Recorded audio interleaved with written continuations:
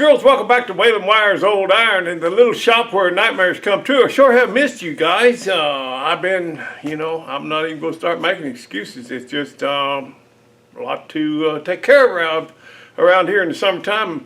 That's all I'm going to say about that. But anyway, yeah, welcome back to the channel. Been a little while, but we're going to get back into it. I don't think I got anything else coming up. It'll keep me out of the shop for a while. So I'm hoping to get on the Dirty Dozen next week, and we'll just see what happens. But in the meantime, we'll see what did happen while y'all was gone. Okay. Hey, welcome to Rat Rodding. My name's Whalen Wire, and don't ever do what we do here on this channel.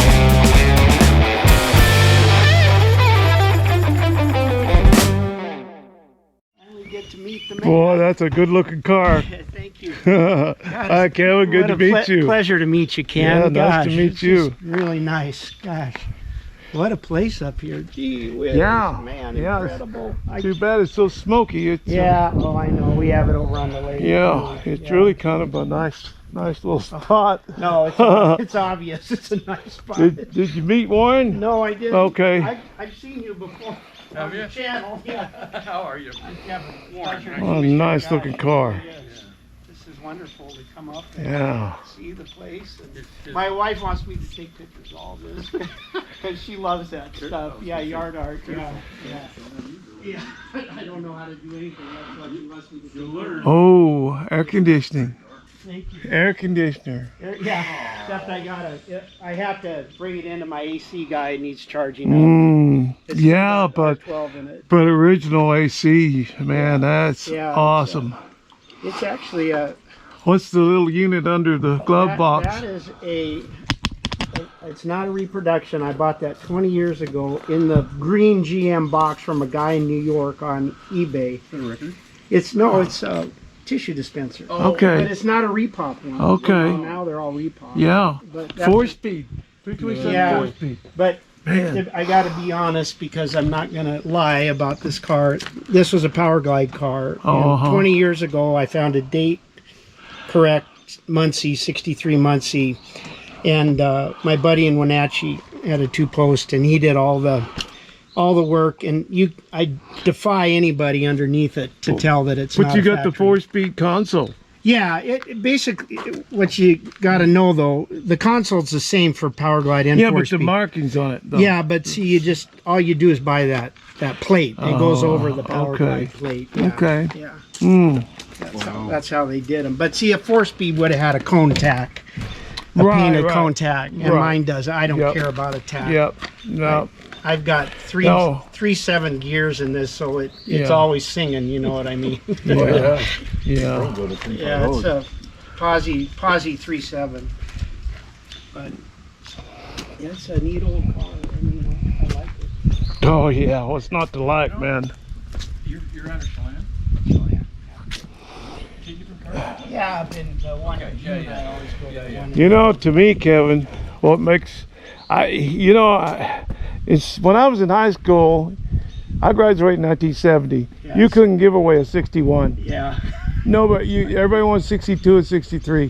You couldn't give away a Well, 61. and 64s too. They didn't want 64s. No. It was 2s and 3s. And in just my opinion, you know, as far as the design, in 62 they were almost there. Yeah. And in 63 they nailed it. They nailed it. And in 64 they made it too boxy. Well, in 64 they just took a block of wood and a chainsaw and cut off 4 sides, right? Yeah, exactly.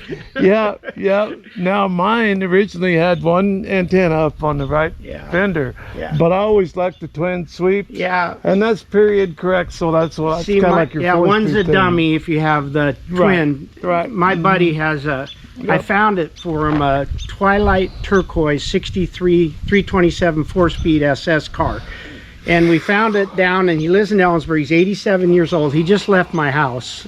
And I should have brought him with. You would have loved him. He's got Oldsmobile just like me. And anyway, he's a good old boy. But we've been friends for 50 years. And I found this 62 down at the Portland Swap Meet. I've gone ever since. It's from mid 80s on. They're not having it next year. It's kind of sad. But anyway, so I saw this car back in 1990, and they used to have a big car corral. Yeah. Everybody used to bring their cars to sell there. And I saw this car. He says, "Ole, you should buy that car. It's beautiful, you know." And he says, "Well, let's go look around." Well, we came back. It was sold. Oh, and so I felt bad because, you know, I should have just said buy it. Yeah. Anyway, so long story short, 6 months later, I was looking in the newspaper, and there used to be it was in the Seattle Times, they had classified ad just for antiques and collectible cars. And it said 62 SS 4-speed AC car, and I knew it was that car. Yeah. I called him, and the guy had body, lived up in Bellingham, and he said, "We'll be up tomorrow." So he got one, and I have a 63. I've always liked 63s because my dad had drag boats in the early 60s, and he had a friend that had one too, and we went camping with him one time on a lake over on the peninsula, and this guy had, it was then about a year-old car. It was a 63 Super Sport that he towed his boat with. It was a Monaco blue 327 car, which is really pretty. The Monaco blue is that dark blue. You don't see it very often. Anyways, he had that with that light. It's kind of that medium blue interior. And I was a kid, and I rode in the back seat of that car. And from that moment on, that was it. I wanted one from that moment on. I owned a 60 when I was in high school. Yeah, I you had said you 63, had but one, but it wasn't. It was an old beater. Yeah. But my best buddy in high school, he had a 62. And it was the 50th anniversary gold. Yeah. And it had the 327, 300 horse. Right. It was a nice car. Oh, yeah. They still had the generator in 62. Yeah, sure. 60, unless you had air conditioning, you had an alternator. Yeah. But I had one of those for a time too, that 62. But what makes the 63 for me is these two body lines right across there. Lines. That was supposed to be so at 50 feet away it looked like a convertible. It looked like the hoops. Well, and then the headliner hoops. You remember in 63, Ford had the notchback, and then they copied Chevrolet halfway through the year. Yeah. And did the same roof line, remember? Yep. Yeah, you mind if I open the door? Help yourself. On the other side, I want to get that tissue box. Yeah, just pull it out. You can see how it swings out. I used to have the original tissue in it, but I took them out. The box was getting wore out. Yeah, well, I remember seeing the aftermarket ones in J.C. Whitney. Yeah. Yeah. Now, another thing on this... I didn't realize you could just get that. Yeah, this is just a plate. It goes over top. Okay. Another thing that's really rare on this car is it's a factory AM/FM radio. Oh, nice. And they only made... This is the first year they offered it mid-year. And I converted this. I can play my my tunes off my phone in it. Yeah. And it works great, you know. It just That's what I did in my little 79 square body short box. Yeah, right. I put it looks like the original radio, Right. but it's all Bluetooth. Bluetooth, yeah, exactly. And it's a tinted glass car, Mm-hmm. and then you can see it's a factory seatbelt car. That's what too. mine has. Yeah, the Same original thing. ones. Yep. But I don't have the back ones, just the front ones. But Oh, so nice. thank you. Oh, yep. Matt's in here too. Okay. I'll show you your Kevin brought me a gift. I guess it's a gift. It is a gift. Oh, wonderful. Look at those. These are the right ones. Yes, they are. You might have to clean them up a Yeah, little bit. no, But no, that's- those are the right ones. That's what I want. See, I found Yeah. those other ones, and I thought, well, shit, I'm never going to use these. And Well, I think I had those, but mine were wore out. yeah, these Just still wore out. these are still in pretty good Yes, shape. they are. Yeah, so That's wonderful. if you can use them, you're Absolutely. more than I'd happy love to to give them use to them. you. So I would love to use them. Yeah. Yep. and then this was a bumper guard car too, but I don't have the cattle catcher on the front. No. No, but it Okay. came with, yeah, mine. Yeah. I just like the clean look without Mhm. the. And I'll show you the. Let me set these down. I can. Well, I just never changed mine. Mine was all original until So- I took off on that trip Yeah. across the United States, and the two things I wanted was brakes, and I didn't want any overheating. So, Yeah. so I put disc brakes on it, and I put an aluminum radiator in it, and that's all I've done to it. This isn't all original. I mean, I've done a few things, beautiful. but these are.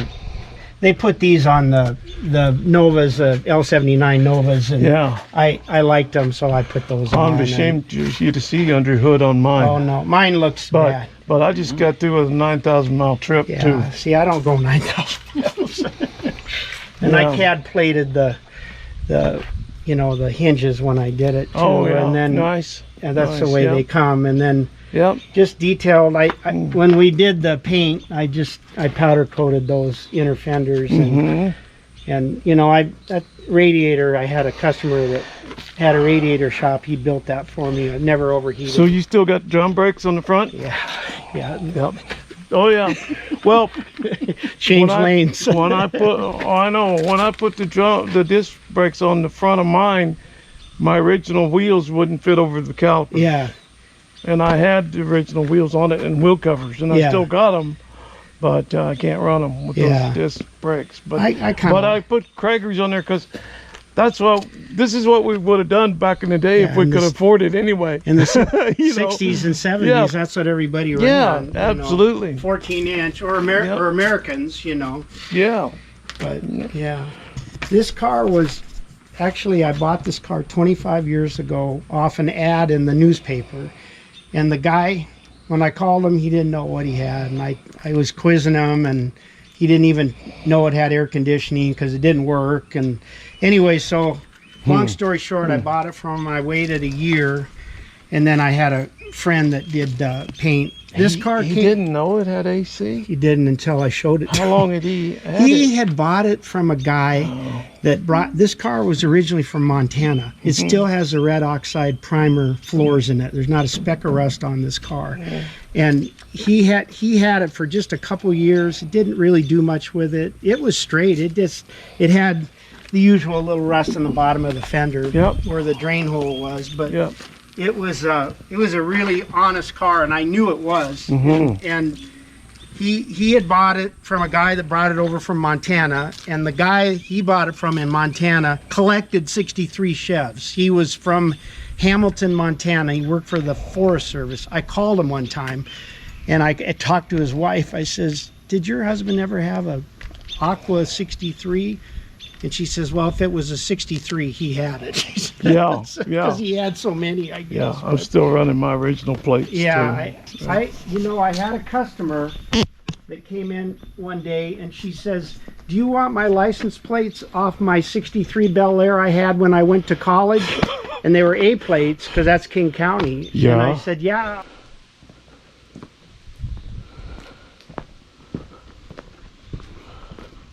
How long you been up here, Ken? About 31 years or so. There was nothing here. I was gonna say, The clean slate. how'd you find this? Just You'll have to walk over and see my little water feature Oh, over yeah. there. this is the stuff my wife loves. All the stuff that you did.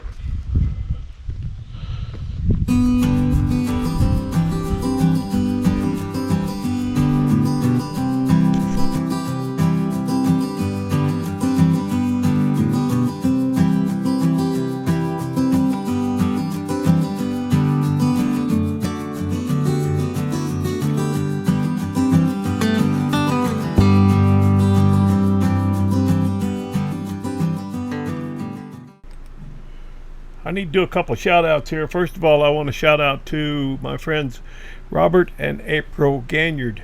Thank you so much for what you did. You know, you have no idea. You actually changed Danny Brown's life. You're going to help him have a better life, and thank you so much for that. Can't tell you how much I appreciate it, and he does too. Thank you so much. I also want to shout out my rat rod buddy down in San Diego, Jack Fleming. Take a look at this rig. Man, I'd love to see that thing in person. That's the back end of it there. I'd like to go for a ride in that. Good work, Jack. Keep it up.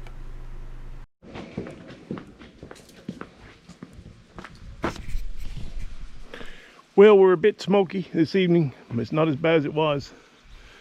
Earlier today, you couldn't even see across the canyon. You couldn't see those hills over there. Yeah, fires all over the state. Spokane hit really bad. Up north of us, about 40 miles north here, Chelan's got issues, and Spokane, I think, lost 600-700 homes and businesses. Really bad over there. There's one burning up that direction, maybe where this smoke's coming from. It's about 6 or 8 miles from here. Nah, Liberty's further than that, I guess. It's about 6 miles to the top of Blewett Pass, but it takes an hour to get there because you have to go around. But anyway, but they've got that one contained. It's not very big. It was caused by a car accident, I think, on Highway 97 coming over Blewett. Just now, well, let me catch you up here. I've had water issues, my domestic water. I had none last week, and Todd and I spent, big shout out to Todd for helping me out. What a guy. He's a hero, man. He came and helped me out, and for several days, and we had to locate a water pipe coming out of the spring, and there'd been a flash flood that buried it, 2 or 3 feet of dirt, my valves anyway, and that's 400 feet from my spring down to my cistern. And this system's 100 years old. They built that house down there in 1927, and that's when they put in that spring and that cistern up there. Well, they didn't put the spring in, but they put the tiles in around it and made it so you could pull water out of it. Anyway, yeah, so they used metal pipe, and it fills up with calcium until it just seals itself off. And anyway, I'm not going to get into all that. I didn't film any of it because it's not content for this channel. You know, we're about cars around here. We're about old iron here at Whalen Wires. But yeah, I had to put the backhoe on the tractor, and one of you guys can tell me what's going on. My hydraulics are leaking off. Not all of them. This one, if I don't keep this lock on down here, this one leaks down, and I see the buckets probably leaked down, and that downrigger over there has leaked off, and this one's a little bit. So where would it be leaking? I thought maybe this was leaking really bad, and I thought it was maybe one cylinder, but a lot of stuff leaking off. So one of you guys that are up on hydraulics, tell me what's going on. I don't ask for advice on YouTube very much because there's a lot of people out there that actually know what's going on, but there's so many people that have never changed a spark plug will tell you how to overhaul your transmission, you know, and I just don't get into all that. But I do need some help because I'm not a mechanic. If I was a mechanic, I'd have this figured out. Actually, I was just getting ready to try and diagnose this thing when I had issues with the water, and I had to just stop. I dropped everything because domestic water is kind of a priority. But let me bring up speed here. This thing, the last time I drove it, went down to the little cars and coffee thing here in town, and the thing, I was coming home, the thing died at a stoplight, and there I was cranking on it and wouldn't start, and traffic backing up behind me, and you know how that feels, you know, you're all hectic and everybody's in a hurry, and well, it finally started. So I had Becky with me that day, and I dropped her off. I just kind of swung by her house and slowed down and let her jump out. I had to get home, and then it ran out. It stopped in front of Todd's house on the way home, about halfway home, and did the same thing. And it acts just like vapor lock. But this thing has never, ever vapor locked. And if it was going to, it probably would have done it on power tour because it was hot, brother. Oh, let me done told you what. Whoo, jump back. That's what it acts like. So I'm not a mechanic and I don't know about these things, but what I'm gonna do is put my little, let me get it down here. I'm gonna put my little tester. Where is my tester?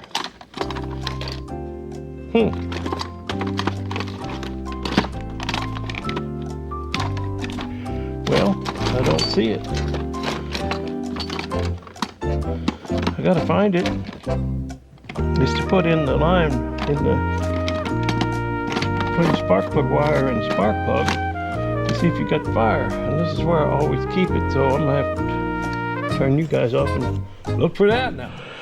Well, you guys probably saw it, didn't you? I was looking right at it. And I've got two of them. I wouldn't doubt they're both in there, but I can't see them.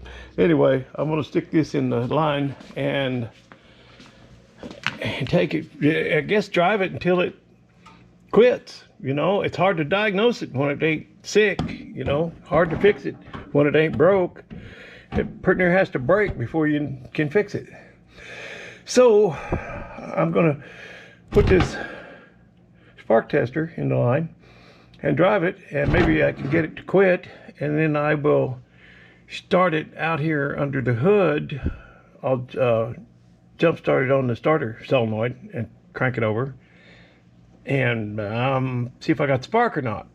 If I do, then it's most likely a fuel issue, but the filter down there is full. That looks good. I don't see any issues there, but you know, it could run out.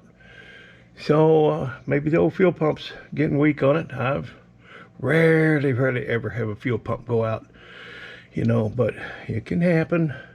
So anyway, if I don't have spark, then I'm gonna start looking into the distributor, and I think that's a Mallory, yeah, because the big one hits firewall, and the one with the coil in the cap. So this has an external coil. And I have, what I have here on hand is I have a new coil. I tested the coil and it tests okay, but it was cold when I tested it. Maybe if it heats up, it might not work right. Now, I don't know, I'm not a mechanic, but that's what some of the big boys told me, that if it's coil can get hot and malfunction. I don't know anything about that, but I have a coil. In case that's the issue, I'll also, while I'm jumping that on the starter, I'll be able to check fire from the coil to the distributor. And if there's no issue there, then I also have a new module for that distributor. And that's all I know. I'm not a mechanic, so I'm just trying to eliminate things here one at a time, and I guess we'll go for a drive and see what happens. Well, I drove into town without any issue, and it's pretty cool right now.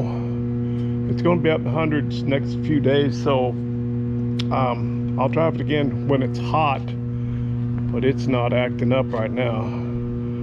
Hard to fix it when it ain't broke, like I said. So while I'm here, I'm gonna get some of this cheap non-ethanol gas. Got something? Yeah. And I don't know what to do about this thing except yeah, try and drive it again when it's hot, I guess. See if that coil heats up or whatever's going on when it's hot. Hot weather, I mean. The car's not overheating. Okay, I just kind of cruised through town 35 miles an hour and stopped at a stoplight and sitting there, and when I went to take off, this thing stuttered real bad, like it's losing power. Real weak spark or something. And I pulled over just now to see if it'll do it again. I don't know. Is that pointing to the module or coil? See if it does it. Hear that? There we go. All right, here's our chance to see if it's all spark. Maybe. Maybe. We'll see.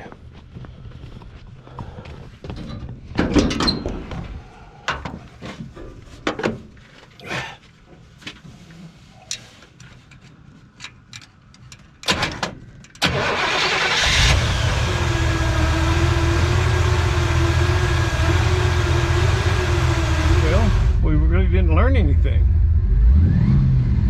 Now it's stopped doing that, I think.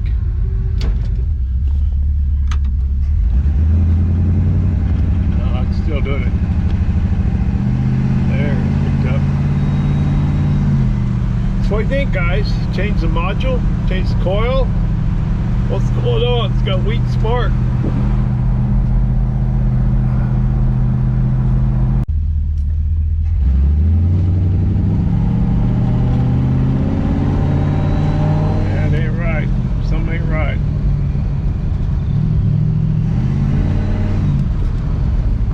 Get up in the R's a little bit, it's okay, but on the low end, something ain't right. Okay, I'm just kind of sitting here contemplating things, drinking my milkshake and thinking about this car. I guess I'll swap out the coil first. That coil could be breaking down when it gets hot, I guess. So I'll do that first. If that don't work, I'll do the module. And, you know, don't hurt to have one sitting on the shelf. As much as I drive this car, I don't mind having a few spare parts around. If the module's good, I'll have a spare. So that's fine. Anyway, I don't know what else to do.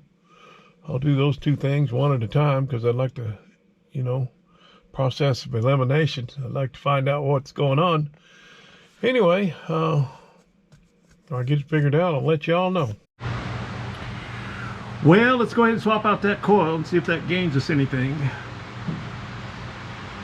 Post is shorter, I'll tell you that. Hard to get everything on there. Oh boy, isn't that great? Isn't that lovely? Let's see if it's the same size. I don't think it is. Of course not. Oh yeah, it is. How about that? Look at me, I'm a winner today, man. I really don't think there's anything wrong with this coil. I think I'm really just wasting my time right now, but it's okay, I got time to waste. Well, I pulled out here and it died just because it's cold. And I went to start it and it just was grunting. The battery is way down. And according to the jump box, voltage regulator's only putting out about 12.7. Should be up about 13.5 to 14.3 or something like that, maybe. Ooh, 7.13.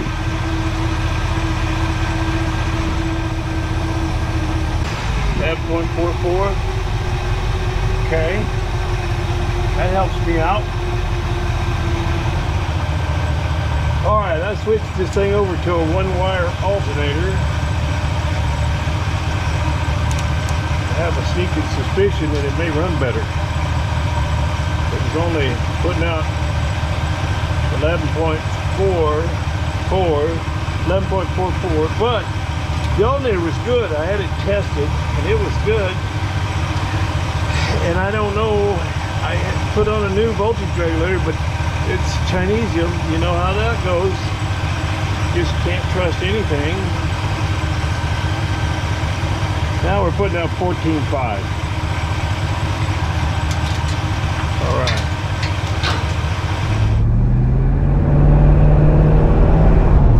Oh man, she's running like she used to.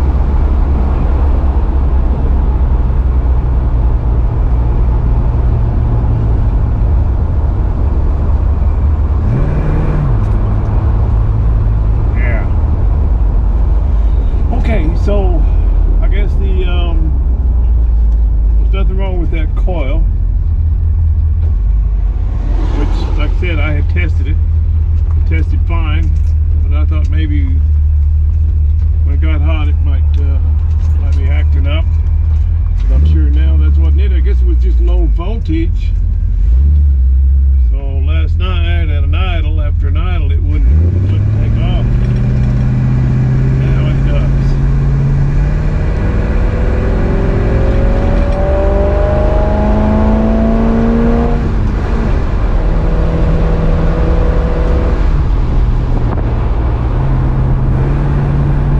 She's running like a scalded hound.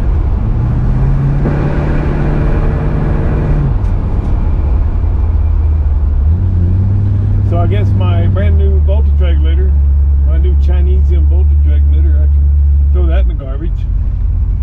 That's so good.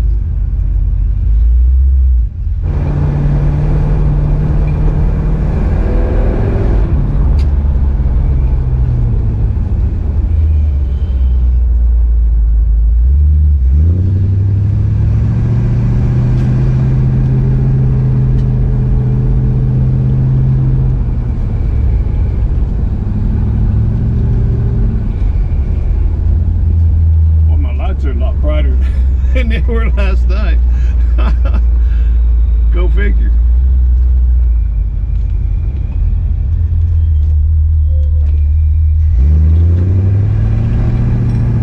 Yeah, there we go.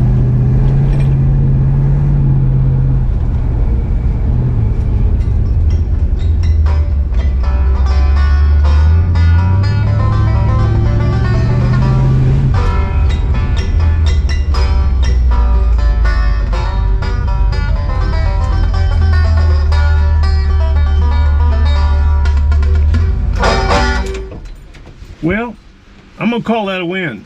It's not the win I was looking for, but I'll take it. All right, that'll do it for this one. We hope to see you next week right back here on Wendell Myers, Old Iron. Until to do, sure do appreciate you.